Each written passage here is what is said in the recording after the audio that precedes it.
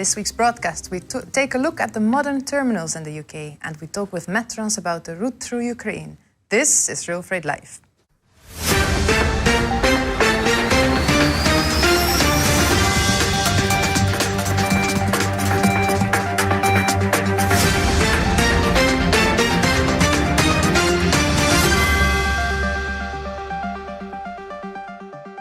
Hello everyone, it's Friday 4 December and we've had a busy week with lots of new services.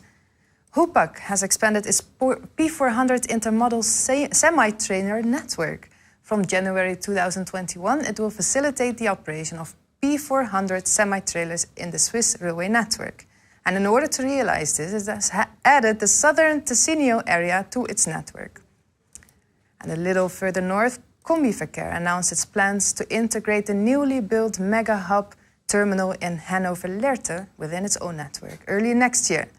The terminals in Ludwigshafen, Lübeck, Kiel, Hamburg, Munich and Duisburg on the German side and Malmö on the Swedish side are to be linked to the terminal in Hannover-Lehrte at the start of April 2021.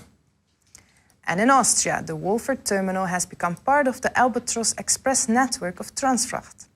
The terminal will serve 5 new lines per week starting from 13 December. Additionally, it will connect with important container terminals across Europe, including the ports of Rotterdam and Antwerp. And then it's time to have a look at what's happening in the UK. For anyone working in the rail freight industry, a common sight is a big switching yard with trains being shunted and marshalled into new formation. It was like that in the UK, but as Stuart Cameron has been finding out, they are not doing things like this anymore. The programme of the 1960s swept away about half of the UK rail network and many old working practices, no more little sidings everywhere. Instead, new switching terminals to efficiently serve wagon-load mixed freight. After all, intermodal traffic was in its infancy, and it would never catch on anyway. How wrong they were. Even as the huge new marshalling yards were being laid out on the outskirts of railway cities like Carlisle, Edinburgh and Sheffield, the market was changing. Boxes most certainly did catch on, and those yards never did fulfil their promise. Old marshalling yards, or as they were called back in the day, new yards, were conceived in the 50s, built in the 60s and pretty much redundant by the 70s. We know the places, Kingmoor, Miller Hill, Tinsley, all big strategic sites for rail freight at the time, which as road transport made inroads into UK rail freight became less and less relevant to the modern railway. Some of these sites still survive, indeed in Edinburgh and Carlisle they're largely to do with infrastructure now, but still some commercial traffic, train load traffic remains in those yards. It's interesting that as wagon load traffic here declined, wagon load traffic in Europe is still 30-40% of the freight moved. In this country now, though, there's still demand for huge acreage in terms of rail freight yards. Today, with the UK industry dominated by bulk carriers and intermodal block trains, the demand is for much more localised, rail-connected logistics parks with fewer, longer sidings and much more storage and handling space suited to last-mile delivery. Involved in many of the most successful new terminals, including this one, iPort Rail in Doncaster, consultant David Cross says changes in demand are driving the changes in terminal design. 2 sectors of the UK rail freight market are showing growth and are forecast to continue showing growth into the future, and that's the intermodal sector and the aggregate and construction material sector. Both of these sectors are now characterised by freight talks and customers alike wanting to maximise the scope of the train. In the intermodal case, maximum number of containers both ways, and in the aggregate case, maximum tonnage per train. Both of these help make rail freight more economic. Terminals are no different. Terminals need to receive and deal with these trains, and so terminals in the future need to be prepared to receive trains of this size and don't want to waste time splitting trains, shunting, and doing things that would impact the turnaround of the service. This means that the modern terminals that are growing up need to have a big footprint, as with the old terminals, but now they need to have long sidings, less track, more storage space, and importantly, a good relationship both with the local communities and the environment. Not all the old infrastructure is being swept away. Redundant facilities at places like former coal mines have a new lease of life, thanks to people like Chris Davidson, who directs major projects for the Harworth Group and repurposes former industrial sites and their rusting rails. I'd say the market is maturing as more occupiers are asking about rail as well as road access, with a shortage of road haulage drivers of at least, 50,000? Concerns about traffic congestion and climate change, plus the growing demands on the same day, next day supply chain. It's apparent that rail now has a lot to offer. Harworth is an expert at redeveloping big, dirty, complex former industrial sites, and this inevitably means reusing as many former industrial assets as possible. A number of sites in our portfolio have historic rail connections and siding agreements are still in place, including former collieries like Kellingley and power stations like Ironbridge, and we've made them a core part of their master plans. So the end use is entirely site-specific, but on sites like Kellingley and Gascoigne Interchange in Yorkshire, we want to deliver rail freight terminals to support multimodal logistics as part of decarbonising the wider supply chain. Some former sites are even finding new railway uses, like this new headquarters for GB RailFreight, under construction at Peterborough in the south of England. Although the big marshalling yards of the 1960s are outmoded, many traditional freight yards have remained viable and are adapting and thriving. Moss End, near Glasgow, is busier than ever and set to expand considerably. The Moss End Railhead is a very successful multi-commodity terminal handling automotive products, cars, containers, steel, bricks and cement. But it's an old terminal and it's characterised, as we said earlier in this piece, about short sidings, lots of shunting, lots of track and not so much storage space. And the important point there is it occupies about 30 acres. The new MORP site next door, being developed by PD Stirling, will be over 100 acres. We'll have 8 800-metre sidings, storage space for 5,000 containers, and that summarises the different approach needed between an old marshalling yard or railhead and a modern freight terminal. Harworth is looking at the next generation of strategic rail freight interchanges, moving beyond the sheds and containers layout at sites like Durf and Hams Hall. Warehouses do so much more than simply store goods these days, and some are closer to factories in their capabilities. So we're planning to cater for a range of distribution and industrial uses on the same site. If you're going to invest in having rail access and handling facilities, it makes sense to make these available to the widest possible range of users and uses. Chris Davidson there.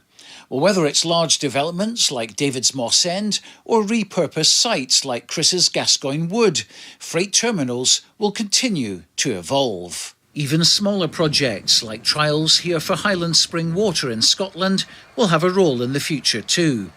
And it's a role that's a world away from those white elephant marshalling yards of the 1960s. Stuart Cameron for RailFreight Live. Yes, and from the UK we moved to Czech Republic, where we had a talk with Martin Kubek from Metrans. From the balcony of his office, he talked about the route to China via Ukraine.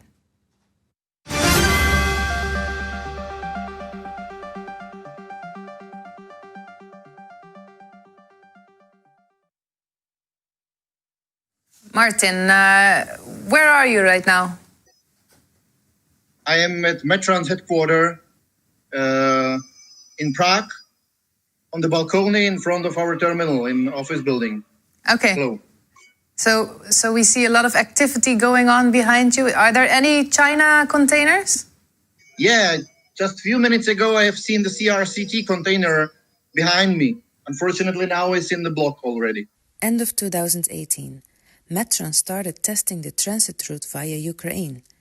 For the company, which is very active in Central and Eastern Europe, this alternative route into Europe makes a lot of sense. Especially for Slovakia and Hungary, the advantages are there. Since March this year, it is running a regular train route from Xi'an via Dobra to Donetska Streda. What are the challenges still lying ahead? It's not easy to go through Ukraine to Russia because of all these sanctions and sanction lists. So we stopped for a while. Then we renewed the train with some few round trips. And now, since, let's say, August, we are here on a regular basis, weekly from Xi'an to Donetska Streda, one westbound train. And can you explain what changed then compared to 2018? Basically, we are focused now on the westbound. As you know, and everybody knows that the eastbound from Europe to China is not so strong still, unfortunately. Hopefully it will change. So the client is okay to agree with the westbound only. It's much easier because the sanctions are not there, are not existing. Ukraine has nothing against the transit from China to Europe or European Union, let's say. So basically, westbound is working very well. We have now, I think, this week was their 7th train already, with a almost fixed transit time, Xi'an Donetska Streda, 12 days. There is still space for improvement. And basically, we know that there are some investors looking into this area also for the future. So I can imagine that it will be, there will be possibilities to easily build up additional trains and additional surfaces to serve more trains there than, let's say, two per day. And additional space is there if there will be really need to add one shift more. So there will be possible to have 2 trains at once and then even start with the high volume almost immediately. There is the Hungarian-Ukrainian border, and of course there's the Polish-Ukrainian border with the Slavkov as a hub that you're using or looking into. Can you give Definitely. Záhony as the Hungarian, let's say, terminal and border crossing is also interesting. There are some trains going to Budapest already now. So basically that's also the way. There needs to be some investment in the near future, as far as I know. But yes, that's definitely the point and border crossing point which can be improved additionally to Dobra. So Dobra is definitely not the only one. And if you have a look at the map, basically the border crossing is Chop, which is the same station like for Záhony, because you are at the border with 3 countries, Ukraine, Slovakia, and Hungary. So you can either go to Dobra for the loading, or you can go to Záhony for Hungarian market. So it's advantage of this route. So if it will be working and will be accepted by the clients, I can imagine that there are a lot of possibilities to grow. And as you mentioned, the other border crossing, Hrubieszów and Medica are also the border crossing from Ukraine to Poland. One is going to Slavkov with this LHS line, white coach line to Slavkov. As far as I know, it's working also on a regular basis. So it's the transit through Ukraine is more and more popular, also thanks to this route. So it's okay, it's fine. There is another border crossing, as I mentioned, Hrubieszów, which is still not in use, but there is no need currently. So I think if we will consider on the 3 border crossing, Chop Záhony to Hungary, Chop Dobra to Slovakia and farther to Western Europe, and Medica for Slavkov, for Polish market, let's say, it's okay. Still space, still possibilities, could grow. Now, about 2 years ago, the market was still quite hesitant when it came to Ukraine. They were afraid maybe of political tensions. They said it's not stable enough. So we were talking about it, but not actually doing it. If you could convince people with your speech at this moment, what would you say to convince them it's okay? Let me to be a little bit ambassador of Ukraine for the new Silk Road.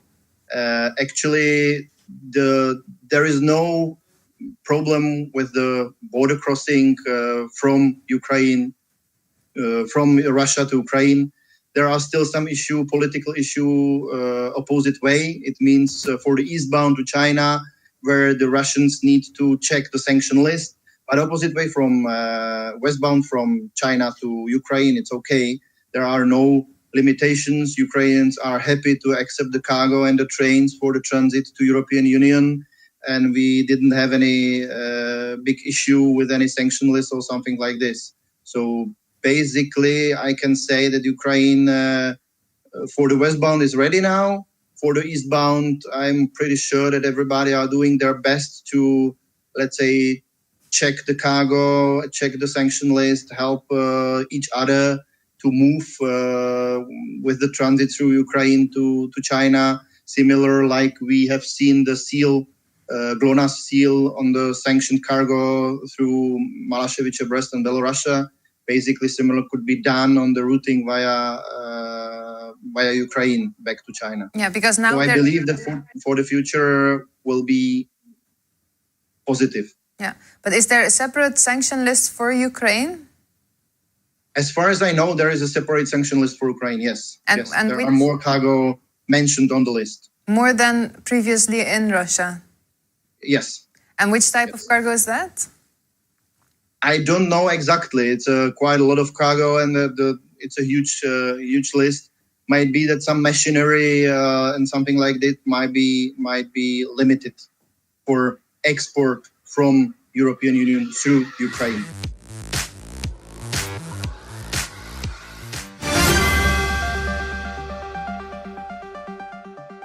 And then we have come to an end of the last show of this year.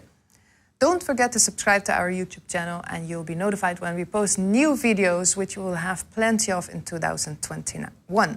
For now, thanks for watching and see you next year. Goodbye.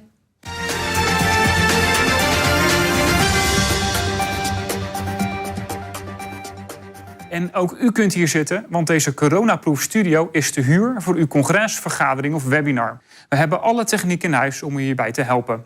Kijk voor meer informatie op promedia.nl. Ik zie u graag in onze studio.